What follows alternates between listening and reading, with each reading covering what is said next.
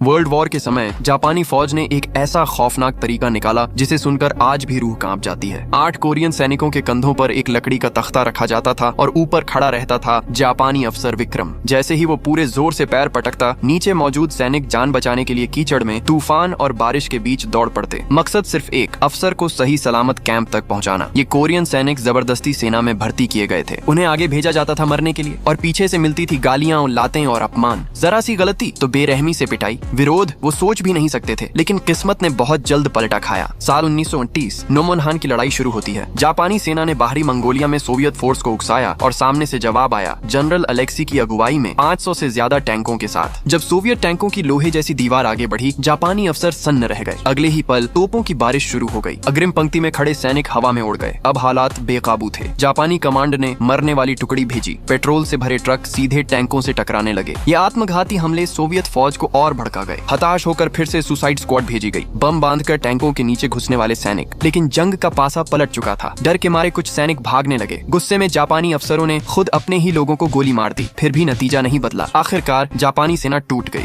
करीब 6 लाख जापानी और कोरियन सैनिक पकड़े गए और उन्हें ट्रेनों में भरकर भेज दिया गया साइबेरिया के बर्फीले युद्धबंदी कैंपों में। यहाँ असली नर्क शुरू होता है। सोवियत कैंप में हर दिन मेडिकल जांच होती थी। जरा सी बीमारी तो कपड़े उतरवाकर ठंड में फेंक दिया जाता। जिंदा लोग देखते रहते क्योंकि अगला नंबर किसी का भी हो सकता था। जरा सा विरोध तो कुछ कैदियों को चुनकर सबके सामने मार दिया जाता। और अजीब बात ये थी, मरने वाले मुस्कुरा रहे होते थे क्योंकि जो बचते थे उनकी किस्मत और भी भयानक थी। आंकड़ों के मुताबिक साइबेरिया भेजे गए करीब 60 लाख युद्धबंदी, लेकिन वापस लौटे सिर्फ 40 लाख। बाकी 20 लाख कहाँ गए? पार्ट 2 के लिए कमेंट करें और ऐसे वीडियो के लिए सब्सक्राइब करें।